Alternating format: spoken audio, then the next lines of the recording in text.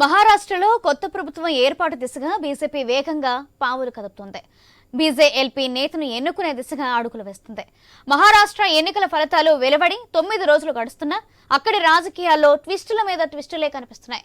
Maharashtra CM అభ్యర్థి ఎంపిక అనే మలుపులు తిరుగుతోంది. మహాయుతి మధ్య ఏకాభిప్రాయానికి కసరత్తులపై కసరత్తు జరుగుతుంది.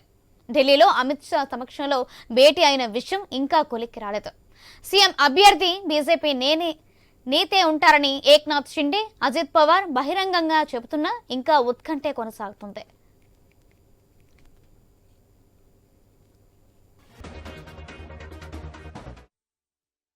ఈ నేపథ్యంలోనే తాజాగా బీజేపీ అధిష్టానం కీలక నిర్ణయం తీసుకుంది. మహారాష్ట్రకు పరిశీలకులను పంపాలని డిసైడ్ అయింది. పరిశీలకులుగా కేంద్ర మంత్రి నిర్మలా సీతారామన్, గుజరాత్ మాజీ సీఎం విజయ్ రూపానీని నియమించింది. రేపు నిర్మలా, రూపానీ ముంబైకి వెళ్తుండగా ఎల్లుండి బీజేఎల్పీ సమావేశం జరగనుంది. ఆ మీటింగ్లోనే సీఎం అభ్యర్థి ఖరారయ్యే అవకాశం కనిపిస్తుంది. ఈ నెల 5న మహారాష్ట్ర కొత్త సీఎం ప్రమాణ స్వీకారం ఉంటుందని సమాచారం. మహారాష్ట్రలోని కొత్త ప్రభుత్వం ఏర్పాటు దిశగా బీజేపీ వేగంగా పావులు కదుపుతోంది. బీజేఎల్పీ నేతను ఎన్నుకునే దిశగా అడుగులు వేస్తుంది. మహారాష్ట్ర ఎన్నికల ఫలితాలు వెలువడి 9 రోజులు గడుస్తున్నా అక్కడి రాజకీయాల్లో ట్విస్టుల మీద ట్విస్టులే కనిపిస్తున్నాయి. మహారాష్ట్ర సీఎం అభ్యర్థి ఎంపిక అనేక మలుపులు తిరుగుతోంది. మహాయుతి మధ్య ఏకాభిప్రాయానికి కసరత్తులపై కసరత్తు జరుగుతోంది. ఢిల్లీలో అమిత్ షా సమక్షంలో భేటీ అయిన విషయం ఇంకా కొలిక్కి రాలేదు. సీఎం అభ్యర్థిగా బీజేపీనే అయితే ఉంటారని ఏక్నాథ్ షిండే, అజిత్ పవార్ బహిరంగంగా చెప్తున్నా ఇంకా ఉత్కంఠ కొనసాగుతుంది.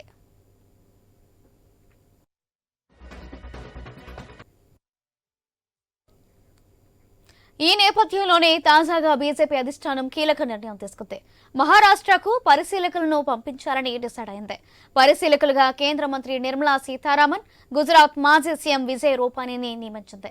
రేపు నిర్మలా, రూపానీ ముంబైకి వెళ్తుండగా ఎల్లుండి బీజేఎల్పీ సమావేశం జరగనుంది. రైట్, ఈ విషయానికి సంబంధించి మరింత సమాచారం ఇన్పుట్ ఎడిటర్ శ్రీకాంత్ లైవ్ లో అందిస్తారు. శ్రీకాంత్. సౌజన్య, గుడ్ ఈవినింగ్. సో మహారాష్ట్ర ఎన్నికల కౌంటింగ్ ఇప్పటికీ 2 వారాలు పూర్తయినా కానీ ముఖ్యమంత్రి ఎవరు అన్నది మాత్రం ఇంకా తేలనటువంటి ఒక సందిగ్ధమైనటువంటి క్లిష్టమైనటువంటి రాజకీయ వాతావరణం మహారాష్ట్రలో కనిపిస్తోంది. మహారాష్ట్ర రాజకీయాల్లో నిజానికి ఒక డైలీ సీరియల్లో ఉండేటువంటి ట్విస్టులు మొత్తం కూడా మహారాష్ట్ర రాజకీయాల్లో మనం చూడొచ్చు. డైలీ సీరియల్ ట్విస్టులు మొత్తం కనిపిస్తున్నాయి. సో ఎవరు ముఖ్యమంత్రి అన్నది ఇప్పటికీ క్లారిటీ లేకపోయినా కానీ తొందరలోనే ముఖ్యమంత్రి అభ్యర్థిగా ఓ ప్రకటన చేసేటువంటి అవకాశం కనిపిస్తోంది. దానికి ఇప్పటికే ఓవరాల్ గా మహాయుతి కూటమి ఒక ప్రకటన చేయడం జరిగింది. డిసెంబర్ 5వ తారీఖు నాడు ముఖ్యమంత్రిగా ప్రమాణ స్వీకారం ఉండబోతోంది అన్నది ఒక అఫీషియల్ స్టేట్మెంట్ మాత్రం ఇవ్వడం జరిగింది. అయితే ఈ రోజు జరగాల్సినటువంటి బీజేపీ సమావేశం వాయిదా పడ్డది. ఇది ఎల్లుండికి పోస్ట్ పోన్ అయింది, అంటే 4వ తారీఖు నాడు. సో 5వ తారీఖు నాడు ముఖ్యమంత్రిగా ప్రమాణ స్వీకారం జరగబోతోంది. ఎవరు ముఖ్యమంత్రిగా ఉండబోతారన్నది మాత్రం ఇప్పటికీ ఒక $1 మిలియన్ క్వశ్చన్ గానే ఉంది దేశవ్యాప్తంగా. ఇట్లాంటి ఒక కన్ఫ్యూజన్ వాతావరణం ఇప్పటి వరకు దేశ రాజకీయాల్లో ఎప్పుడు కూడా ఇంత లాంగ్ టైం తీసుకున్నటువంటి సందర్భాలు లేవు. సో ఇందులో ప్రధానంగా మహాయుతి కూటమి మధ్య ఏకాభిప్రాయం లేదు అన్నదే ప్రధానంగా ఒక చర్చ బలంగా దేశవ్యాప్తంగా వినిపించింది. అందులో భాగంగానే అమిత్ షాతో భేటీ అయినా కానీ అక్కడ ఏకాభిప్రాయం కుదరలేదు. సో మంత్రివర్గంలో సంబంధించినటువంటి కూర్పుల పైన కూడా ఏకాభిప్రాయం కుదరలేదు. ఏక్నాథ్ షిండే అలిగి సతారా వెళ్ళిపోయారు తన సొంత గ్రామానికి. అక్కడి నుంచి ఆయన రాజకీయాలు చేస్తున్నారు అన్నది ప్రధానంగా వినిపించినటువంటి అంశం. తర్వాత నిన్న అంటే ఆదివారం రోజు మళ్ళీ ముంబైకి చేరుకున్నటువంటి ఏక్నాథ్ షిండే ఒక ప్రకటన చేయడం జరిగింది. బీజేపీ నుంచి ముఖ్యమంత్రిగా ఎవరు నిర్ణయించినా బీజేపీ అధిష్టానం నాకు ఓకే, ఇబ్బంది ఏమి లేదంటూ కూడా ఒక తీర్పు అంటే ఒక స్టేట్మెంట్ ఇవ్వడం జరిగింది. సో ఇట్లా నేపథ్యంలో తాజాగా మహారాష్ట్రకు పరిశీలకులుగా అక్కడటువంటి రాజకీయ పరిస్థితులు లేదంటే బుజ్జగింపులు అనుకోవాలా, ఇంటర్నల్ గా ఏం జరుగుతుందనేది మాత్రం తెలియాల్సినటువంటి అవసరం ఉంది. ఒకవైపు నిన్న అటు ఏక్నాథ్ షిండే మహారాష్ట్ర బాంబే చేరుకున్నటువంటి క్రమంలో సతారా నుంచి. సో రేపు అటు నిర్మలా సీతారామన్ రాబోతున్నారు, విజయ్ రూపానీ రాబోతున్నారు, గుజరాత్ మాజీ ముఖ్యమంత్రి. సో వీళ్ళిద్దరిని పరిశీలకులుగా మహారాష్ట్రకు పంపించబోతున్నారు. సో వచ్చిన తర్వాత ఇప్పటి వరకు ఉన్నటువంటి సమాచారం ప్రకారం బీజేపీ నుంచే ముఖ్యమంత్రి అభ్యర్థి ఉంటారు అన్నది ప్రధానంగా వినిపిస్తున్నటువంటి అంశం.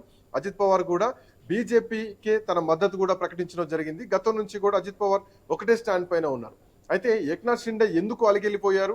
ఆయన ముఖ్యమంత్రి పీఠాన్ని కోరారా, లేదంటే ఆయన హోంమంత్రిత్వ శాఖను కోరారా, లేదంటే బీహార్ ఫార్ములా లాంటి ఒక రాజకీయ స్ట్రాటజీ ఆయన ఏమైనా కోరుకున్నారా? కేంద్రంలో తానుంటూ తన వర్గానికి చెందిన వాళ్ళకు ఉప ముఖ్యమంత్రిగా ఇవ్వాలి అన్నది ఒక డిమాండ్ ఏమైనా వాళ్ళ ముందు పెట్టారా అన్నది ప్రధానంగా వినిపించినటువంటి అంశం.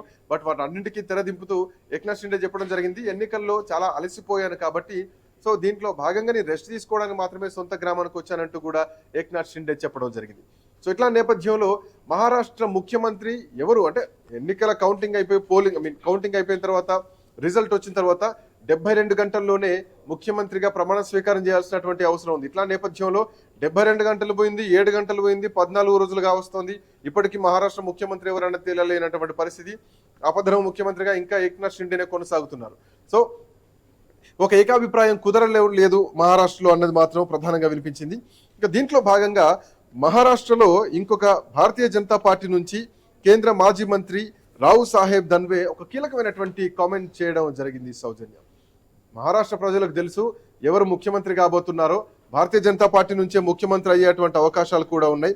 ఆ పార్టీ నేతల్ని అంటే ఆ ముఖ్యమంత్రి అభ్యర్థుల్ని ప్రజలు ఆల్రెడీ యాక్సెప్ట్ చేశారు, బట్ పార్టీ అధిష్టానం ధృవీకరించాల్సినటువంటి అవసరం ఉందంటూ కూడా కేంద్ర మాజీ మంత్రి రావు సాహెబ్ చెప్పడం జరిగింది. సో హైకమాండ్ అధికారికంగా ఆమోదం తెలిపిన తర్వాతనే మహారాష్ట్ర ప్రజలు ఎదురు చూసేటువంటి ముఖ్యమంత్రి ప్రమాణ స్వీకారం జరగబోతోంది అంటూ తన ఒక స్టేట్మెంట్ అంటే చెప్పకనే చెప్పారు. ఆయన భారతీయ జనతా పార్టీ నుంచే దేవేంద్ర ఫడ్నవీసే ముఖ్యమంత్రిగా ఉంటారు అన్నటువంటి ఒక సంకేతాన్ని ఆయన ఇప్పటికే చెప్పకనే చెప్పింది మాత్రం స్పష్టంగా కనిపిస్తోంది.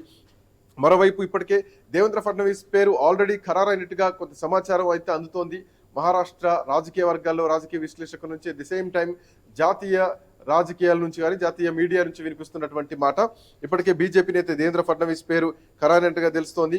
సోమవారం ఇవాళ జరగాల్సినటువంటి శాసనసభ పక్ష సమావేశం వాయిదా పడి అది 4వ తారీఖు నాడు జరగబోతోంది. సో కొంత నిర్మలా సీతారామన్ వస్తున్నటువంటి క్రమంలో కీలకంగా అన్ని అంశాలని చర్చించినటువంటి తర్వాత వీళ్ళకు ఉన్నటువంటి పోర్ట్ఫోలియోలు అన్ని కూడా ఎవరి వాళ్ళకి డిసైడ్ అయిన తర్వాత హోంమంత్రిత్వ శాఖ ఎవరిది, డిప్యూటీ సీఎంగా ఎవరు ఉండబోతున్నారు, అజిత్ పవార్ డిప్యూటీ సీఎంగా ఉంటే ఆయన చేతిలో ఎట్లాంటి శాఖలు ఉండాలి, ఆయన ఆర్థిక శాఖ డిమాండ్ చేస్తున్నట్టుగా కొన్ని వార్తలు కూడా వినిపిస్తున్నాయి. నిజంగానే ఆర్థిక శాఖ డిమాండ్ చేస్తే కనుక అజిత్ పవార్ ఇంకేమేమి పోర్ట్ఫోలియోలు అజిత్ పవార్కి ఇవ్వబోతున్నాయి, ఇవన్నీ కూడా ప్రధానంగా ఇంకా తేలాల్సినటువంటి అవసరం ఉంది. సో ముఖ్యమంత్రిగా భారతీయ జనతా పార్టీ నాయకులే ఉంటారు అన్నది మాత్రం ఇప్పటికే ఆర్ఎస్ఎస్ నుంచి వినిపించింది, దేవేంద్ర ఫడ్నవీస్ నుంచి అవే సంకేతాలు వస్తున్నాయి. At the same time Bharatiya Janata party అధిష్టానం నుంచి వస్తుంది, ఇటు అజిత్ పవార్ నుంచి కూడా వస్తుంది. ఎటొచ్చి అటు ఏక్నాథ్ షిండే కేంద్రంగానే రాజకీయాలు జరిగాయి కాబట్టి ఆయన్ను ఫేస్ చేసుకొని ఎన్నికలకు పోయారు కాబట్టి ఆయన్ను కాదంటూ వెళ్తే ఎట్లాంటి పరిస్థితులు వస్తాయి.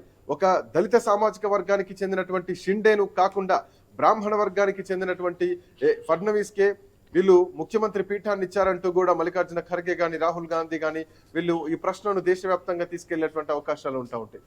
బీసీ ముఖ్యమంత్రి నినాదం తీసుకొచ్చేటువంటి భారతీయ జనతా పార్టీ మహారాష్ట్రలో పాటించినటువంటి సిద్ధాంతం ఏమిటి అన్నది దేశవ్యాప్తంగా కూడా వీళ్ళు ప్రచారం చేసేటువంటి అవకాశం ఉంటాయి. సో అట్లాంటి ప్రచారాలకు తావు లేకుండా భారతీయ జనతా పార్టీ ఇప్పటి వరకు ఈ రోజు వరకు ఇంత లేట్ అవుతుందంటే కారణం కూడా Bharatiya Janata party social engineering చేయడంలో చాలా దిట్ట అనే చెప్పాలి. సో అవన్నీ దృష్టిలో పెట్టుకొని ముఖ్యమంత్రి పీఠం గురించి ఆచితూచి నిర్ణయం తీసుకుంటోంది అన్నది మాత్రం ప్రధానంగా కనిపిస్తోంది. సో ఈ నేపథ్యంలో దేవేంద్ర ఫడ్నవీస్ నిజానికి ఇదివరకు 2014 నుంచి 19 వరకు కూడా మహారాష్ట్ర ముఖ్యమంత్రిగా ఉన్నారు. ఆ తర్వాత మళ్ళొకసారి అంటే 2019లో అక్టోబర్లో రెండోసారి ప్రమాణ స్వీకారం చేస్తే 3 రోజుల తర్వాత మళ్ళీ ఆయన రాజీనామా చేయడం జరిగింది. ఆ తర్వాత 2002లో జరిగినటువంటి రాజకీయ పరిస్థితుల నేపథ్యంలో ఆయన డిప్యూటీ సీఎంగా వ్యవహరించడం జరిగింది. ఆ తర్వాత ఏక్నాథ్ షిండే ముఖ్యమంత్రిగా ఉన్నారు. సో అటు అంటే ఉద్ధవ్ ఠాక్రే శివసేన నుంచి చీల్చుకొని రావడం, ఇటు అజిత్ పవార్ ఎన్సీపీ నుంచి చీల్చుకొని రావడం, భారతీయ జనతా పార్టీలో అంటే సహకారంతో ఏక్నాథ్ షిండే ప్రభుత్వాన్ని ఏర్పాటు చేయడం, ఇవన్నీ జరిగినటువంటి రాజకీయ పరిణామాలు. శ్రీకాంత్, అలాగే ఏక్నాథ్ షిండే ఏమైనా చర్చలు పెట్టే అవకాశం ఉందా? సో ఇప్పటికే సతారాలో తన పార్టీ నాయకులతో కార్యకర్తలతో కొంతమంది గెలిచినటువంటి అభ్యర్థులతో కొంత చర్చలు జరిపారు అన్నది కూడా ఒక వర్గం నుంచి వినిపిస్తున్నటువంటి అంశం.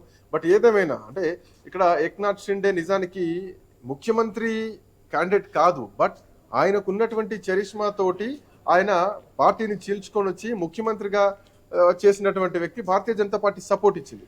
సో అట్లా ఒక విధేయత కలిగినటువంటి ఏక్నాథ్ షిండే. సో ఆ విధేయత దాటి ఈరోజు ముఖ్యమంత్రి పీఠం కోసం లాలూచి రాజకీయాలు చేస్తారా అన్నది కూడా కొంత రాజకీయ విశ్లేషకుల నుంచి వినిపిస్తున్నటువంటి మాట. ఏదేమైనా ఏక్నాథ్ షిండేకు ఉన్నటువంటి విధేయత ఆయన ఖచ్చితంగా భారతీయ జనతా పార్టీ అధిష్టానం ఇప్పటికి కూడా అదే చెప్తున్నారు.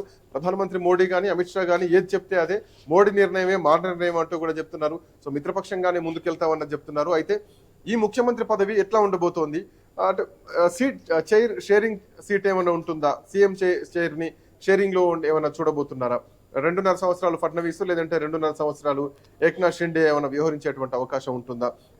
సో ఇవన్నీ కూడా రేపు గుజరాత్కు అటు Vijay Rupani at the same time Nirmala Sitharaman వీళ్ళిద్దరూ వస్తున్నటువంటి క్రమంలో సో ఈ రోజు జరగాల్సినటువంటి బీజేపీ శాసనసభ పక్ష సమావేశం వాయిదా పడ్డం అది రేపటికి అంటే ఎల్లుండికి కన్ఫర్మ్ అయింది. సో రేపు పరిస్థితులు మొత్తం చక్కదిద్దిన తర్వాత ఎల్లుండి బీజేపీ సమావేశం పెట్టి ఆ తర్వాత 5వ తారీఖు నాడు ప్రజా సమక్షంలో ముఖ్యమంత్రిగా ప్రమాణ స్వీకారం ఎవరు చేయబోతున్నారనేది మాత్రం ఒక తీర్పు వచ్చేటువంటి అవకాశం ఉంది.